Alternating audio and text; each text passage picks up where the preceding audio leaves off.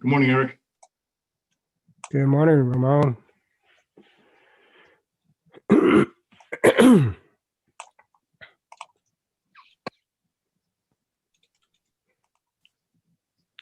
Nabil, can you hear me? It seems like you're still connecting.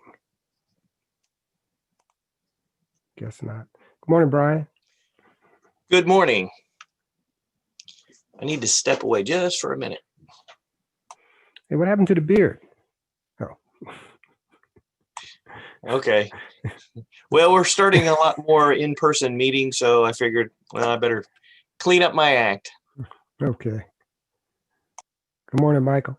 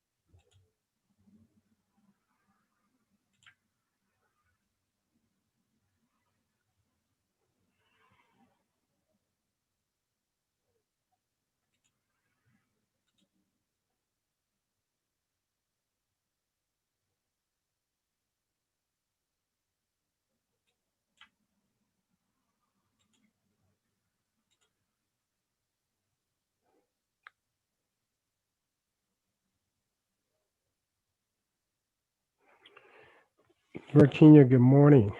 Nasim, good morning. Sarah, good morning. Crystal, good morning. Good morning, Eric. Good morning, Kelly, Eric. good morning. Brett, good morning. Mr. Weatherford, good morning.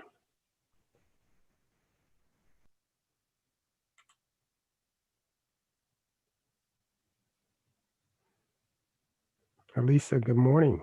Steve, good morning.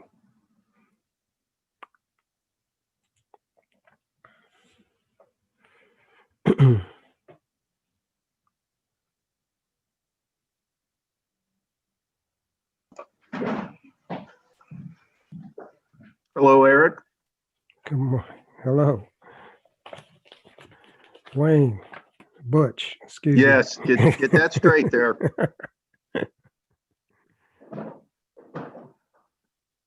Hope everybody's doing well. I'm going to mute myself now. Okay. Siasi, good morning. Good morning.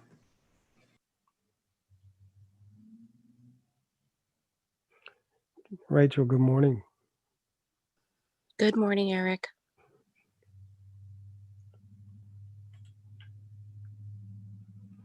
Okay, good morning. Snuck in. Happy Friday. Thank you. Same to you. That sound of enthusiasm in your voice, I take it you had a great week. Well, yes, it was a good week. I guess any week we're here with, safe and healthy is a good week. I agree. Awesome. Good morning. Good morning, Eric. How are you today? Doing great.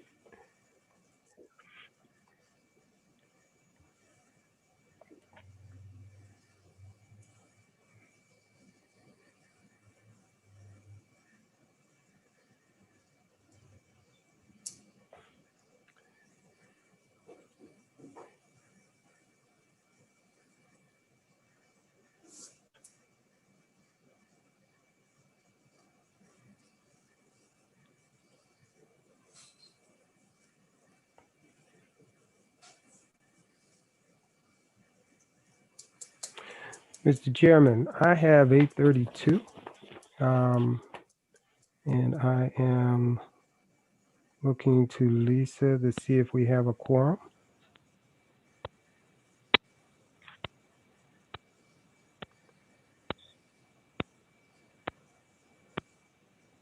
We're in the workshop format. We don't require a quorum. Oh, Just that's a right. reminder. I'm forgetting. Sorry. Oh, well then, with that, thank you, Lisa. With that, Mr. Chairman, if you would like to begin the meeting, call the meeting order, we can proceed. Thank you, Eric, and everyone. Welcome to this virtual MetroPlan Orlando TSMO meeting. I would like to call the meeting to order. My name is Doug Jamison, and I will be chairing the meeting today. We also have a team of folks working to ensure that this meeting runs smoothly. Today's meeting was advertised on MetroPlan Orlando's website and social media, as well as through targeted emails. Florida's Sunshine Law requires a quorum to be physically present in a room for a government meeting. Governor DeSantis had suspended this requirement in an executive order allowing government boards to conduct business using virtual meetings. The order expired on October the 31st, so this meeting is being held in a workshop format. Staff will further explain what this means in just a moment. We will keep the microphones muted unless you have been recognized to speak, and we will use the raise hands feature to participate in the discussion. There are 2 public comment points in this meeting. Members of the public who want to speak will use the raise hands feature found in the participant tab. If attending by phone, you can hit *9 to raise your hand and request to be recognized.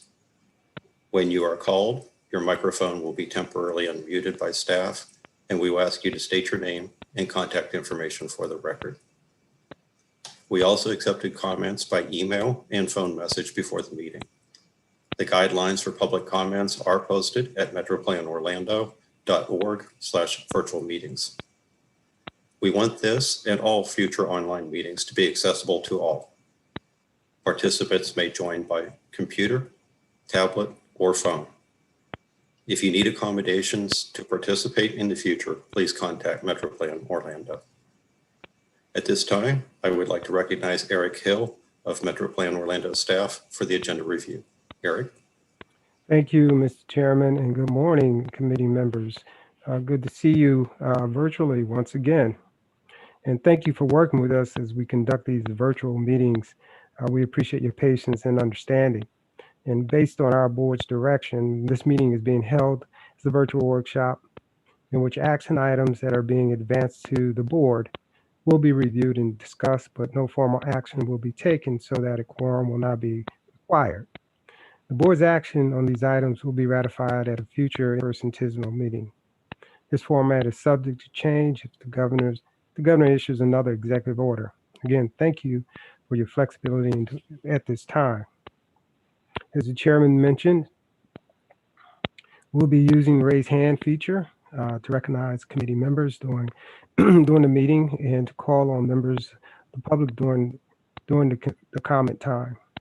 If you have joined us on the phone only without the video screen, please use *6 to mute and unmute your line. Please use *9 to raise your virtual hand so that meeting hosts can see that you wish to be recognized. You'll see that there's a chat feature on your toolbar.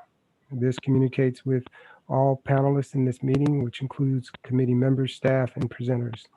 Please only use this if you are having technical issues or need assistance. A full record of the chat comments will be included with the public record of this meeting. Mr. Chairman, before I conclude my announcements, I just want to make a couple comments to the committee. First is a request. At an earlier meeting, Laura Balk had requested information to update actively managed corridors in our area. And so this is going into our database under TSMO and the congestion management process. So Laura will probably send out another email requesting this information, but again, this is just to get information on actively managed corridors. The next one is during this year, one of the things that we'd like to do with the community support is start to look at projects that have been funded under TSMO years past and see how those projects are performing now. Part of the congestion management process is to monitor performance of projects and in a sense, the investments that we make to see if those investments are meeting their targets. And if they're not, what are some of the things that we're learning from the outcome? And this is, again, just value for us to build on, because chances are some of these projects are in our upcoming tip. And so if there's some lessons learned from previous projects, we'd like to include those in upcoming projects. So again, this is just to work with the committee. We want to, throughout the year, have presentations on these past projects and how these projects are performing now and if they're meeting their targets. And as we move forward with this effort, we'll have more discussion with each of the members that we'd like to have presentations on. And then lastly, members that volunteered on our workforce task force, we will be planning a meeting either the first week of February or the second week of February. Laura and I have been working to put together some information for you to review as we develop a framework or some guidelines on how we can develop a workforce program to bring more people into the industry, build on current staff within the industry to just elevate their skill level. So, Mr. Chairman, those are the only announcements I have. The one change to the agenda, and it's not necessarily the TSMO agenda, but you'll see under common presentations, you have a discussion, it's item C, a discussion on the project prioritization and performance-based planning. That is going to be postponed. So with that, Mr. Chairman, that concludes my comments, but I'd like to turn it over to Ms. Smith so she can do a roll call for us. Good morning, TSMO members. Please go ahead and unmute yourselves now for the roll call. You can go on mute again once your name has been called. Please make sure that your video is on, if possible, so that we can confirm that it's you. You will find your mute and unmute buttons at the bottom left side of your toolbar. Please say here or present when your name is called. Brett Blackadar. Present. Kay Broad. Present. Kelly Brock. Here. Michael Cash. Present. Crystal Clem. Present. Hazem El Hassar. Brad Friel. Nasim Gendor. Present. Eric Gordon. Ben Hammer. Ryan Homiani. Present. Doug Jameson. Present. John Dredge. Carl Kelly. Steve Krug. Here. Tawny Allure. Present. Kathy Lee. Here. Butch Margraff. Present. Lieutenant Brad McDaniel. Here. Nabil Muhaisen. Present. Lee Pulliam. Here. Brian Sanders. Here. Rachel Giranella, Present. Ramon Sonorings, Present. Shad Smith, Present. Mark Tobin, Present. Alyssa Edie, Present. Sarah Walter, Here. Jeff Weatherford, Present. Steve Douglas.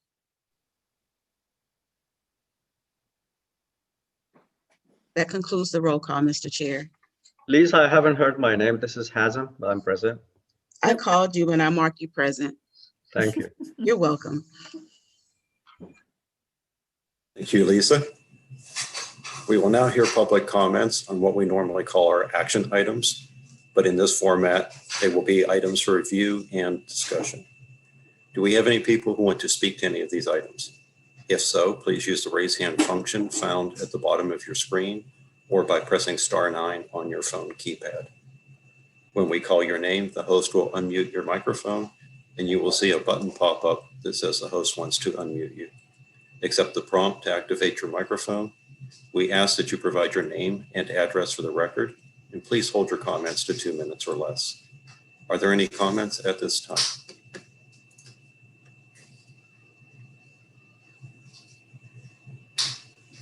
I do not see any. Does staff see any? Sorry, I was muted. We do not have any, Mr. Chair. Are there any written comments submitted before the meeting? None. With that, we have 4 items for review and discussion today. The first item is the minutes from our last meeting, which are included in tab 1 of your agenda packet. I hope you've all had a chance to review them.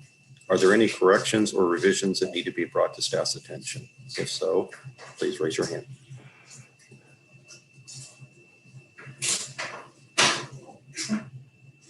I do not see any hands raised. As a reminder, these will be brought back for formal approval at a future in-person meeting. Our next item is the FDOT amendment to the fiscal year 2020-21 through 2024-25 TIP that is found in tab 2 of your agendas. Mr. Keith Caskey from MetroPlan Orlando will present the information. Please hold your questions on this item until the presentation is finished. Mr. Caskey? The funding for the railroad utilities and construction phases for the interchange improvement at I-4 and Sand Lake Road. And this additional funding is needed mainly due to expanding the scope of the project and also the increased cost of bridge construction and building materials and so on. And you all have the information on this in tab 2 in your packets. So with that, I'll open it up and see if anyone has any questions. Are there any questions or discussion for Mr. Caskey? If so, please use raise hand.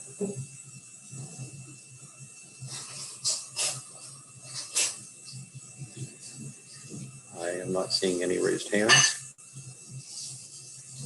So thank you very much, Keith. Thank you. Our third item is the annual review of the FDOT performance measures and links transit asset management targets. Mr. Nick Lepp from MetroPlan Orlando will present the information. Again, please hold your questions on this action item or this discussion item until the presentation is finished. Go ahead, Mr. Lepp. Good morning.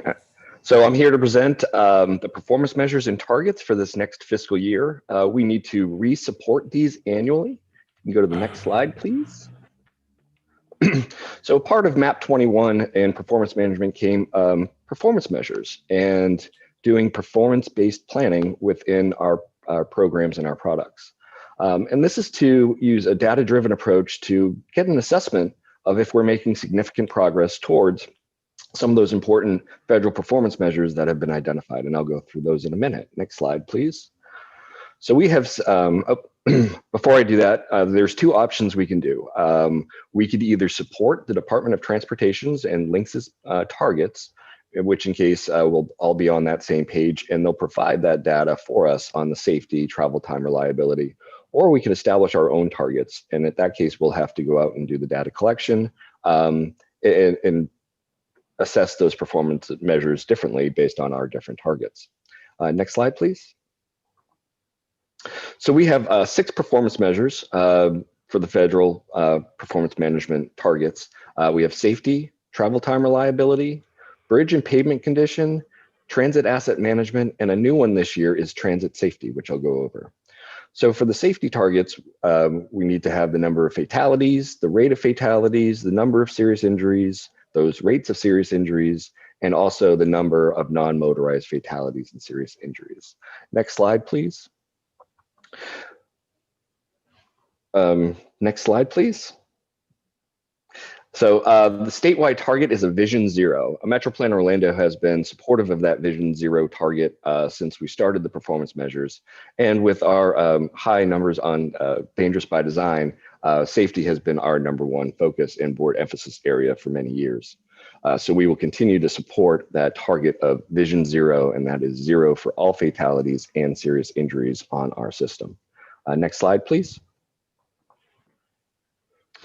Also with the bridge and pavement condition, though we don't have a lot of control over where we're putting that money, the Department of Transportation does a great job within the statutes of all automatically pulling out those funds to preserve the system. And that's for both bridge and pavement condition. We are one of the top states in forms of our assets for the bridge and pavement. So we're going to continue to support the department's targets as they've been doing a great job on maintaining that. Increasing those percentages to above 60% for good condition for pavement, and again over 50% for bridges pavement or condition. Next slide, please. Travel time reliability. This was our surrogate for volume to capacity ratio. This is our assessment of congestion. This is where I always say that the travel time reliability measure is making sure that we have a reliable congestion, meaning that the congestion that's occurring on that segment occurs during that same period each day, every day throughout the year. Our targets for 2 years are that 75% of our network is reliable. That's not saying that 75% is uncongested. It's just saying it's consistent congestion during those periods throughout the year. And that's 75% over our 2-year target and a 70% over that 4-year target. Next slide, please. Transit asset management, this is where we're supporting links and making sure they have the proper assets to maintain and keep operating the public transit system. And this is for not only the rolling stock of the fleet, but also equipment and facilities needed to run the public transit system. And next slide, please.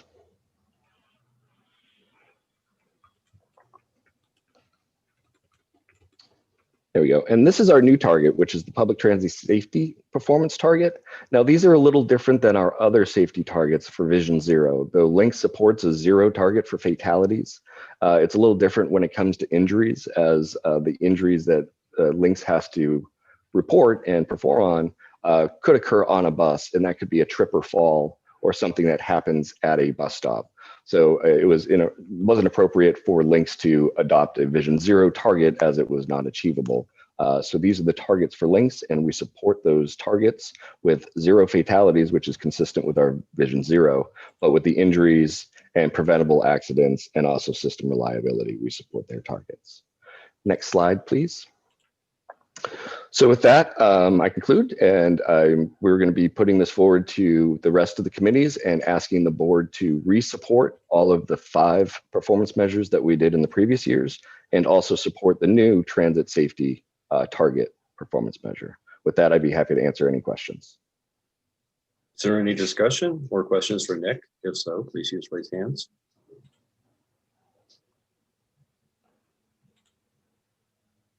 Mr. Chairman, I don't see any hands. I see one from Brian. Go ahead, Brian Okay, Sanders. yes, I do. Hey, Nick, at the beginning of the presentation, there was a slide that talked about going off and doing our own priorities. Can you talk a little bit more about what's involved with that?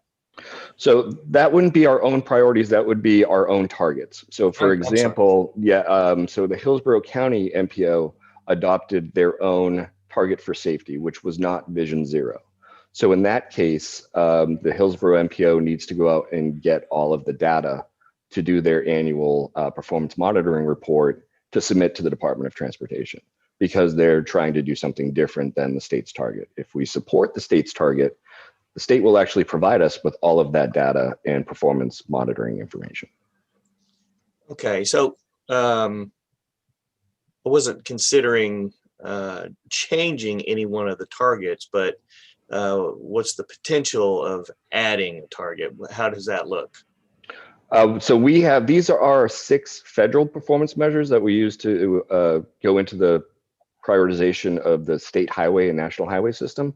We have several other performance measures and targets that were adopted through the CMP of the MTP that just last month, which have all those new performance measures. If it's a measure that we're measuring in that, in the CMP, that's what will be coming out in this next performance-based planning prioritization that the committees will see through the tracking the trends over the next couple months, that report, which is our performance monitoring report. But then the draft will be on our normal cycle of a May, June for the draft prioritization, and then July adoption. Okay, thank you. Welcome.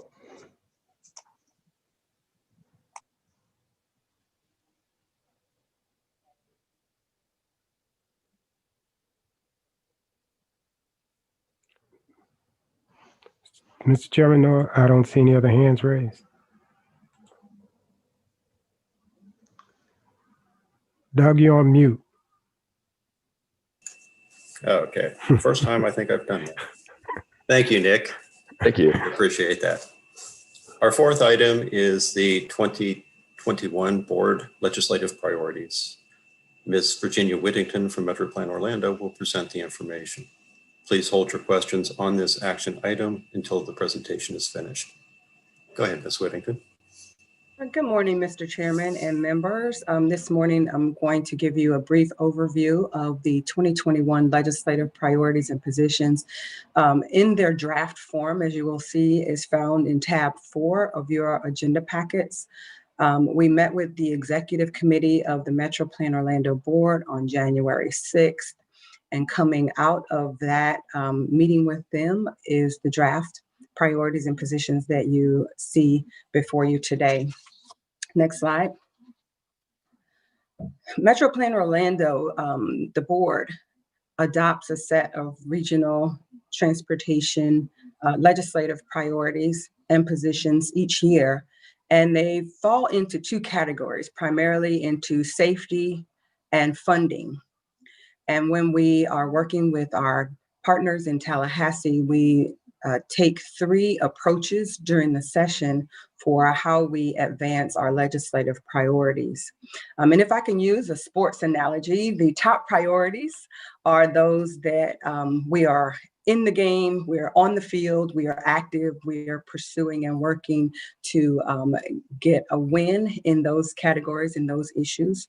The legislative priorities that we support are those where someone else is basically taking the lead. They're on the field. We are standing on the sideline, cheering them on, hoping that they win, because if they win, we win. And in the case that they would need us to lend our support, we're ready to get in and help when that time comes. And then finally, those items that we monitor are those where we come back and we huddle and we talk about what is happening, and we get board direction on how they would like us to proceed with those, depending on those issues. Go Bucks. Next slide, please. Our top priorities for 2021, and I'll remind you all that many of these you have already seen. Sometimes it takes multiple years for our priorities to advance. And so we don't necessarily take them off of the list, but we keep them present and in front of our legislators. There are oftentimes disruptors that may come and disrupt the legislative process. I mean, we've had COVID last year and this year. It's been interrupted by hurricanes and the tragic shooting at Marjorie Douglas High School. So some of these you may see as repeats or retreads, if you will, but it is our effort to keep these very important topics before our legislative body. So our top priorities this year remain funding to expand the Best Foot Forward for Pedestrian Safety Program. We are seeking legislative sponsors, a House sponsor and a Senate sponsor, to be able to match MetroPlan Orlando's funding that we give to that very important program. Again, with safety being our top priority as well, we want to make sure that we do all that we can to be able to expand that program. And second, top priority is getting the laws changed that adds bicyclists to the move over law. It adds them to the vulnerable road user category. And there's already been a bill that has been filed by Senator Baxley, Senate Bill 278, which seeks to do that. And we are very supportive of that. The next few, I'm not going to read all of them. Again, they're probably familiar to you as you've seen them before, but have to do with funding. We want to always take a position of protection of any transportation trust funds and those TD trust funds, ensuring that either we keep a status quo or be able to get some additional funding. And also, we understand and are sensitive to the fact that this is going to be a very, very difficult year in the aftermath as we are trying to recover from the COVID and those effects that it has on our economy. And so we are continuing to seek legislative support to be able to expand some of the uses that we have for local option taxes that we already have to provide flexibility, for instance, to the local option surtax, where instead of just using that for capital, it may be also used for transit operations. Next slide, please. And many of these that you see here are those that are being advanced by the Florida Metropolitan Planning Organization Advisory Council, or MPOAC. These will be returning to our list in their rollovers from last year. Next slide. This next one is a new one that we are supporting, and this is to add a provision to the Florida Sunshine Laws that allows local governments to hold virtual meetings. What is being advanced by the MPOAC is that the ability to hold virtual meetings during a declared state of emergency is the way that they're pursuing this, and then 90 days beyond.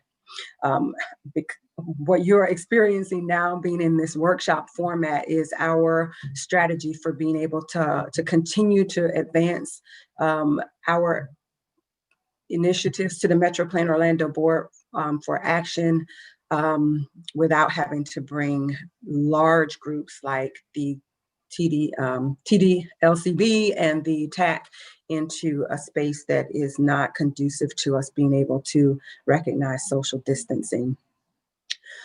So we will definitely be supporting that. We have seen some of our highest public participation during this time of having our meetings held virtually, and that experience has been the same around the state with other organizations like ours. These last three items on the monitor list are the same as they were last year. So far, there has already been a bill filed that is seeking to repeal the distracted driving repeal the red light camera legislation. And there's already been a bill filed that wants to further regulate distracted driving and the use of electronic devices. So we are monitoring those. The one that has to do with mandating mid-block crossings, you'll remember that last year that was a very, very fast moving bill that was filed. And it would have had some pretty significant consequences locally with regard to having to implement mid-block crossings on several streets and highways. And so it kind of slowed down and got absorbed in some of the COVID activities, but we anticipate that it will be coming back. At the executive committee on January 6th, our chair, Janer, requested that we bring these three items back to the board so that they can reaffirm their commitment. As you know, the MetroPlan Orlando board will have several new members, and we don't want to be presumptuous in thinking that their positions in prior years? Are there positions moving forward? So we will be bringing those 3 items back in more detail for them to have a more deliberative discussion. And then they will make a determination of whether they will support, oppose, or that they will take no position. This last item of executive agency action item is, you'll note on your copy of the priorities, the draft priorities, there's an item about halfway down under the support items. It says, recognize that federal MPO planning funds not be regarded as state funds for purposes of expenditure. We are recommending that instead of having that as a legislative item, that we take the approach of executive agency action to be able to work with the Department of Financial Services and the DOT, with our lobbyists, our legislators, and our team to resolve this before it gets to the legislature. We believe that once you do this in a cooperative manner, that we may be able to make some inroads and keep that cooperative nature that we have experienced over the years. Lastly, the MetroPlan Orlando staff is recommending also that the executive committee, and we'll be proposing this to the board, be able to act as that body that will give us direction during the times of the legislative session when the fast and furious happens. There are times that things happen before we have another MetroPlan Orlando board meeting and we aren't able to get the entire board together. So we are seeking the approval of the MetroPlan Orlando board to expand the role of the executive committee during the session, where they will be able to provide guidance to staff and our lobbying team in Tallahassee. And so the board will take this up at their meeting on February 10th. The session starts March 2nd and runs through April 30th. And I think that is my last slide, and I am prepared for any questions, comments, or if you know of any other items that you would like us to take a look at, we're happy to take note of that and bring it to the board. Thank you. Thank you, Virginia. I'd like to ask the committee for any comments or questions with raised hand. Kelly Brock, I see that you have yours raised, so you're recognized. I just wanted to express support and thank MetroPlan for including the extension of the Best Foot Forward program as a top priority. Thank you. Thank you, Virginia. I'd like to ask the committee for any comments or questions with raised hand. Kelly Brock, I see that you have yours raised. So sounds like we have a loop in our audio, please. Support and thank MetroPlan for including the extension of the Best Foot Forward program as a top priority. Mr. Chairman, notwithstanding the echo that we're going to get back, the one item, repealing red light running cameras, that's been one that's brought back every year. And I know that we have some jurisdictions that use this technology. And since we have the engineers, I wanted to see if there was any insights that they could provide on their experience with this technology that can help us as we deal with this item. Because as I said, every year it comes back with, and so far it has survived each year. And I know early on, many years ago, we did a lot of work in helping get this technology in place.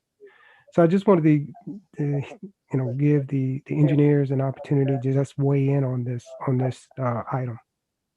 So far, it has. Bill, I see your hand. You're recognized. I know early on, many years ago, we did a lot of work in helping get this. Go ahead and proceed, Bill. Thank you, Mr. Chairman. Not sure I wanted to hear my voice echoing like everyone else, but I'll try anyways. Quick question for Virginia. It's in regards to the funding for the Best Foot Forward that MetroPlan is offering. Thank you, Mr. Chairman. do we see the municipal governments required to participate in this funding at any point in the future? Thank you. And if I can speak to Eric's comment first and then answer your question, if that's okay. I appreciate Eric bringing that up. We would benefit from hearing from the municipalities and the engineers in terms of the positions that your cities have taken with regard to red light cameras. It would be especially good if I could get that information, or if you could just send me an email saying whether or not you support or oppose having those cameras removed, so that we would be able to present that to the MetroPlan Orlando board at the next meeting. And Mr. Muhayasin, MetroPlan Orlando contributes $100,000 a year to that program, and we are currently looking for a match to those dollars that would be able to leverage expanding that program. We have not had a discussion about how and when others would participate in terms of the municipalities, but I'm sure that there would be a deliberative conversation that would happen as soon as we are able to determine whether we have sponsors. Because, you know, if there is a legislative sponsor, they want to know, you know, if there's going to be a ribbon cutting on something, or, you know, if there's something that they can share in. But those conversations will come back to the MetroPlan Orlando board and through these committees as soon as we are able to determine whether we have sponsors. Because, you know, if Coach McGrath, I see your hand raised. You are recognized. If there's going to be a ribbon cutting on something, or, you know, if there's something that they. Well, I'd like to just comment on the red light cameras from the community advocate person, not any particular government agency. I live in the Apopka area, so I drive that area a lot. I used to tell people that they had more red light cameras per square mile than anyone, which I believe they do or did. I even met with their mayor when they were talking about removing them. And, you know, I drive a lot, I'm out a lot, and I watch people drive, and you can see them look for the police at these intersections, you know, and then go through the light, you know, illegally. I'm a firm believer in the cameras.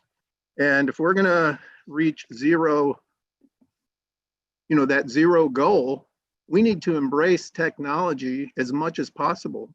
And I am firmly against removal of any of them. Anyway, that's all I have to say about it. Kelly Brock, did you lower your hand? I did, but briefly, I'll sort of answer Bill's question. I know that at least a couple municipalities already contribute to Best Foot Forward, and as well as the counties. And Best Foot Forward is or Bike Walk Central Florida is approaching smaller cities to ask for contributions. So that's sort of already in progress. But I think if we could get additional state support, it would certainly help further expand the program, because it is expensive to fund. Thank you, Dr. Bragg. That is certainly the case. And the issue with MetroPlan Orlando advancing its application is that we wouldn't, of course we could have a larger application if we were able to commit other organizations funding that they provide to the program, but we couldn't commit someone else's contribution to say, okay, well, we have a local match of 180,000 versus 100,000. We could only commit to what MetroPlan Orlando provides at this time. And again, we will have a really focused conversation on how we expand that program, where we expand that program, and who are the beneficiaries. Are there any other discussion or comments? Please raise hands.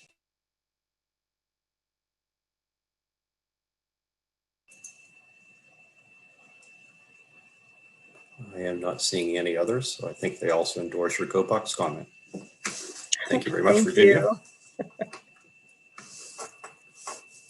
In our agenda, you will see that we have common presentations with the TAC meeting. You will need to disconnect and sign into the TAC meeting for these presentations. If you're also a member of TAC, you can go in through the link in your panelist invitation that was sent via email. If not, please join the meeting through the public link at metroplanorlando.org/virtual meetings. There are several items under general information in tab 5 in your agenda packets. Please go ahead and review those. Our next TSMO meeting will be February the 26th of 2021. As we had heard earlier, this will be a virtual workshop so that a quorum will not be required. If this changes, we will have notification from MetroPlan Orlando staff. The next MetroPlan Orlando board meeting will be February the 10th. It will be a hybrid meeting with some board members present, staff, and members of the public in person, along with board members, staff, members of the public, and presenters attending virtually via Zoom. Are there any committee members who have final comments or updates? Please raise your hand. Hey, Doug, this is Kate from the City of Orlando. You are recognized, Kate. Hey, Doug, I just wanted to thank MetroPlan Orlando. I recently participated, as others within the city, on the TSMO orientation. Great job to Eric and the staff there for putting that together. Eric, if you were able to let me know if that was a recorded session. We had some members within the city who unfortunately were unavailable to attend that and expressed some interest to me. So if it was recorded, let me know. If not, that's fine too. Sure will, Kate. And thank you for your compliment. But as my dad would say, you can't take credit for things that you didn't do, and don't take credit for things that or take credit for the things that you do. Well, I can't take credit for all of that. Our public involvement folks and other staff members participated in putting that presentation together. And so I was just pretty much the person that presented it to you. So that was a staff effort that went into that. But thank you. You're welcome. And Eric, I echo Kate's comments. It was very well done, very informative, and just a really good training presentation. So if it is available by recording, please let us know. Sure. Mr. Chairman, before we go, and I'm not sure if I missed this, but under common presentations and status reports at TAC, one is the 2021, 22, 25, 26 tentative 5-year work program by the department, and then some Florida Sunshine Law training that Virginia will do. You may recall from the orientation that we are governed by sunshine. And so if members can attend the TAC meeting to hear this presentation, I think it'd be worth their time. But I just wanted to call attention to those 2 items. Thank you, Eric. You're welcome. Any other member comments or updates?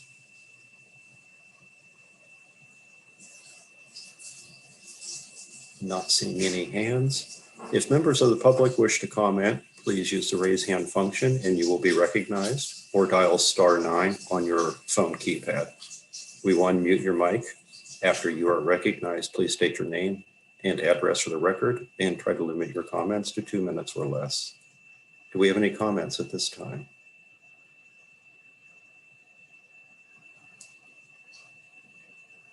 I am not seeing any. Staff, are you seeing any? I am not, Mr. Chairman. Are there any written or phone comments that were submitted before the meeting? None, Mr. Chairman. Okay, thank you all very much for your time. At this time, as there is no further business, we stand adjourned. Thank you.